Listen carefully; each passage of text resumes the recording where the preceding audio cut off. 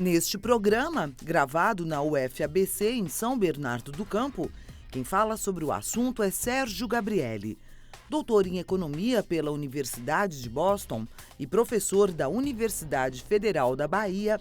Sérgio Gabrielli é ex-presidente da Petrobras. Fundada em 1953 pelo então presidente Getúlio Vargas, a Petrobras é uma das principais empresas do Brasil. Responsável por parte da produção energética do país, a estatal tem a trajetória marcada pelo desenvolvimento em ciência e tecnologia. Com a descoberta do pré-sal em 2007, colocou o Brasil em evidência mundial na produção de petróleo. No entanto, uma série de escândalos recentes colocou um ponto de interrogação no futuro da estatal. Setores conservadores afirmam que a Petrobras se transformou em balcão de negócios de corruptos. Para setores progressistas, há uma tentativa de desestabilizar a estatal e entregá-la ao capital internacional. Mas afinal, quais são os interesses em jogo na geopolítica do petróleo? Qual é o futuro da Petrobras?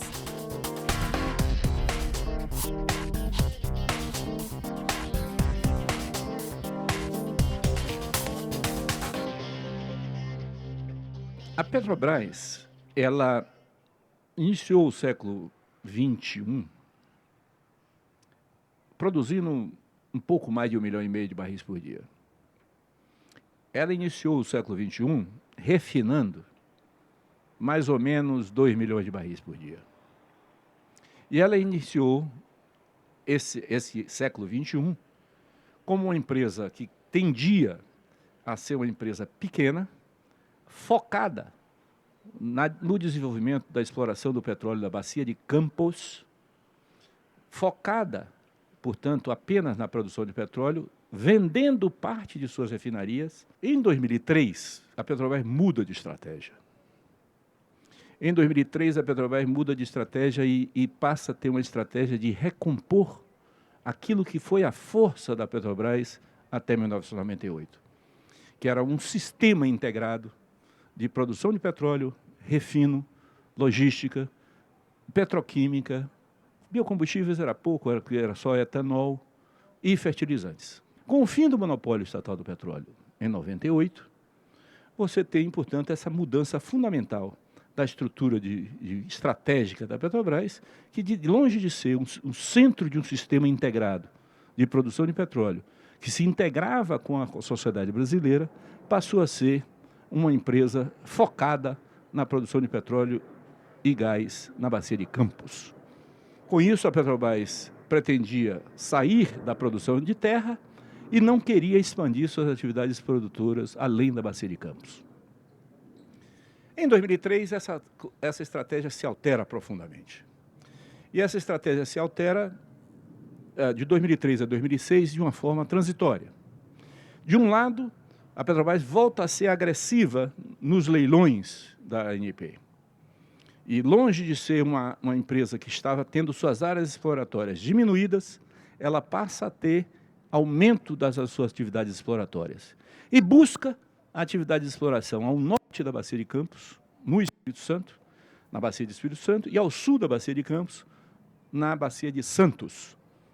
E essas atividades exploratórias resultam na descoberta do pré-sal, tanto no Espírito Santo quanto na Bacia de Santos. Então, a grande descoberta do pré-sal decorre de uma estratégia de ampliação da atividade de exploração fora da Bacia de Campos. Mas é evidente que não foi só isso. Também houve uma mudança profunda na política tecnológica da companhia. A Petrobras vinha numa situação de redução da sua atividade de desenvolvimento e pesquisa, vinha cada vez mais adquirindo tecnologia no mercado, vinha cada vez mais encolhendo sua engenharia interna, vinha adotando cada vez mais contratos de fornecimento de produtos que eram chamados turnkey, que você compra o equipamento pronto e o fornecedor entrega a você o equipamento já funcionando, e, portanto, você não tem nenhuma participação no desenvolvimento tecnológico dos equipamentos, e vinha com um enfraquecimento profundo do Centro de Pesquisa e Desenvolvimento. A partir de 2003, essa situação se reverte. O Centro de Pesquisa e Desenvolvimento dobra de tamanho, a pesquisa dentro da Petrobras aumenta enormemente e a Petrobras amplia as suas relações com os centros de pesquisa do Brasil, fazendo, portanto, redes temáticas, mais de 70 redes temáticas com universidades brasileiras, centros de pesquisa brasileiros, buscando, portanto, com isso, aumentar a capacidade tecnológica de desenvolvimento científico e tecnológico da Petrobras. Isso faz com que ela tenha capacidade tecnológica de enfrentar os desafios tecnológicos do pré-sal, que existem, porque são situações muito inóspitas na atividade produtiva na Bacia de Santos. Por outro lado, a Petrobras também deixa de ser uma empresa só e exclusivamente petroleira, no sentido de produtora de petróleo, e passa a retomar os investimentos no refino, procura ter um programa, talvez até um pouco ambicioso demais, de expansão da capacidade de refino, porque até 2011 a Petrobras pretendia construir 5 novas refinarias no Brasil, quando a última refinaria no Brasil foi construída em 1980. Portanto, retomar o crescimento do refino no Brasil era importante porque, diferente do que aconteceu de 98 até 2006, o mercado brasileiro de combustíveis passou a crescer muito. Passou a crescer muito e esse crescimento acelerado do mercado brasileiro de combustíveis levava ao aumento das importações, já que você não tinha capacidade produtiva nas refinarias brasileiras. Então, a Petrobras voltou a investir em refino. A Petrobras volta à petroquímica, adquire quase 50%, 40 e poucos por cento, do maior produtor de petroquímico do Brasil e passa a ser sócio do maior produtor petroquímico brasileiro, tentando ter um papel relevante na petroquímica brasileira. A Petrobras torna-se a maior produtora de biodiesel. A Petrobras passa a ser a segunda maior produtora de etanol do Brasil. Então, e passa a ser, claramente, uma empresa integrada, como se dizia na época, do poço ao poste, porque também é na produção de energia elétrica com o gás natural. Então, essa estratégia de crescimento colocava a Petrobras no centro de um modelo de desenvolvimento, porque isso estava associado a uma política de conteúdo nacional. Tanto a política legal de conteúdo nacional, que implica sobre a demanda de equipamentos para a exploração de petróleo, como as opções da Petrobras na produção das suas próprias refinarias, das suas próprias outras atividades, que ela tentando ampliar a cadeia de fornecedores nacionais. Isso faz com que a Petrobras tenha, portanto, um enorme aumento do seu investimento. Ela sai de um investimento de 5 bilhões de dólares ano em 2003, para investir, de 5 bilhões ela passa a investir 45 bilhões em 2011. Aumenta 9 vezes em 7 anos, 8 anos, o investimento da Petrobras anual. Evidentemente que esse investimento, até 2011, ele era essencialmente bancado por geração própria de caixa. Não era a dívida que financiava esse investimento. Você precisava da dívida, sim, e ela aumenta a sua dívida para rolar a própria dívida e viabilizar a ponte entre o curto prazo e o longo prazo. Até 2011, portanto, a dívida da Petrobras é essencialmente para a rolagem da dívida da Petrobras, enquanto que os investimentos eram bancados para a geração própria de caixa. O que acontece pós-2011? E por que a Petrobras explode a dívida da Petrobras? Existem alguns fenômenos importantes que vale a pena chamar a atenção. O primeiro elemento importante foi a política de preço de combustíveis. A partir de 2011 até 2014, a Petrobras segura o preço doméstico de gasolina e diesel. Ao segurar o preço doméstico em reais de gasolina e diesel, quando o preço internacional estava alto, a Petrobras passou a ter uma situação complicada. Por quê? Porque se o mercado brasileiro não estivesse crescendo, as importações de derivados não precisariam existir. Mas como o mercado brasileiro estava crescendo e você não tinha refinarias, você tinha que importar gasolina, diesel, QAV e GLP. E você importa a preço internacional e vendia a preço doméstico, abaixo do preço internacional, portanto, você passa a ter uma drenagem que alguns analistas calculam que foi de 60 bilhões de reais nesse período. Então, essa drenagem do caixa da Petrobras aumenta a dívida líquida, porque diminui o caixa, aumenta a dívida líquida, mesmo que a dívida bruta esteja fixa. Então, esse é o primeiro fenômeno. O segundo fenômeno foi que, como a dívida da Petrobras é fortemente dolarizada, houve uma desvalorização do real, que sai de R$ 2,60 para R$ 3,40, R$ 3,50, R$ 3,70 por dólar. Essa desvalorização do real aumenta em reais a dívida em dólar. A dívida em dólar permanece aí em torno dos seus 100 bilhões de dólares, mas vai em reais a 400, 500 bilhões de reais. Então, há um aumento muito grande da dívida em reais da Petrobras. Um terceiro elemento importante é que vários projetos atrasaram. Esse processo de implantação da capacidade produtiva da cadeia de fornecedores do petróleo faz com que vários projetos atrasem. E o projeto atrasar significa custo maior e receita atrasada. Portanto, tem um impacto enorme sobre o caixa. Então, isso também provocou impacto sobre a situação econômico-financeira da Petrobras.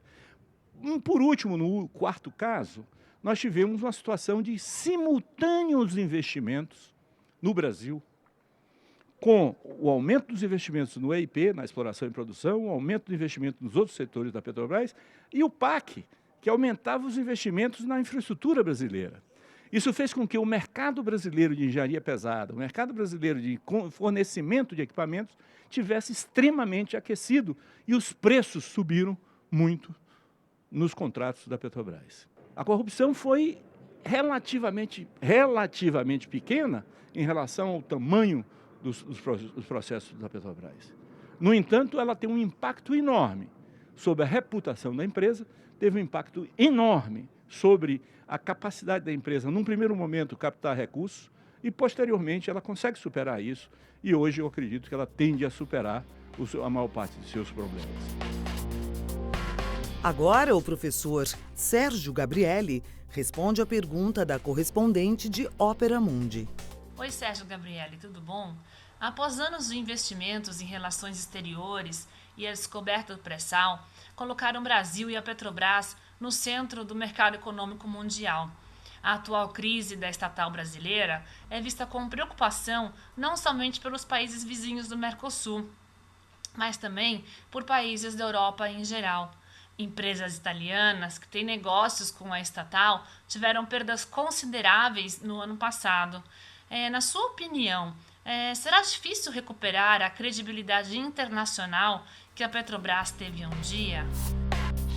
Olha, eu acho que nós temos que entender um pouco qual é o papel do Brasil e da Petrobras menos, mas o do Brasil nos próximos 5, 10 anos no mundo do petróleo. Esse eu acho que é a chave para responder a sua pergunta. Se você olhar a perspectiva pós-2020, o Brasil provavelmente, fora da OPEP, será o país que vai mais contribuir para a nova oferta do mundo de petróleo, pós-2020. Se você olhar 2017, 18, 19 e 20, portanto, antes de 2020, o Brasil também vai ser um grande crescimento da produção.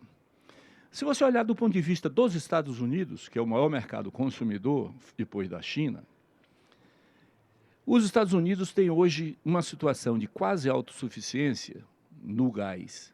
Autossuficiência no gás e uma demanda de importados no petróleo muito limitada, que tende a permanecer até 2020, 2021, quando, pela natureza do tipo de produção americana, começa a declinar a produção americana. Então, os Estados Unidos precisam de novas fontes de acesso a reservas pós-2020. Então, significa, portanto, e isso está explícito nos estudos dos órgãos do governo americano, que olhar para o Brasil é olhar para quem vai contribuir o máximo para a produção de petróleo pós-2020. Na indústria do petróleo, falar em pós-2020 é falar amanhã, porque tudo que vai acontecer em 2020 tem que ser resolvido agora, porque você não constrói uma unidade de produção com menos de 5 anos. Portanto, você tem que resolver agora, para produzir em 2021.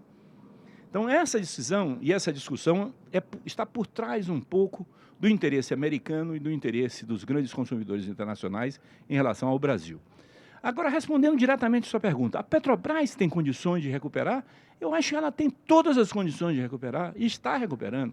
A Petrobras fez operações financeiras em 2015 que são operações extraordinárias, com uma demanda no mercado financeiro muito grande em relação à oferta que ela fez de títulos, tanto em títulos perpétuos, né, chamados Century Bonds, como em operações tradicionais de financiamento de bonds. É claro que ela está pagando uma taxa de juros mais alta do que pagava antes.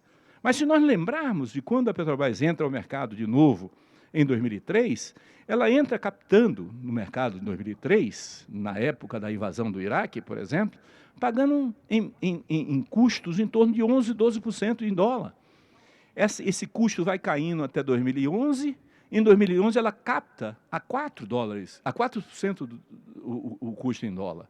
Hoje, ela está captando a 9%. Mas pode vir a cair de novo. O problema todo é o horizonte de tempo que você vai ter para recuperar essa situação financeira da Petrobras.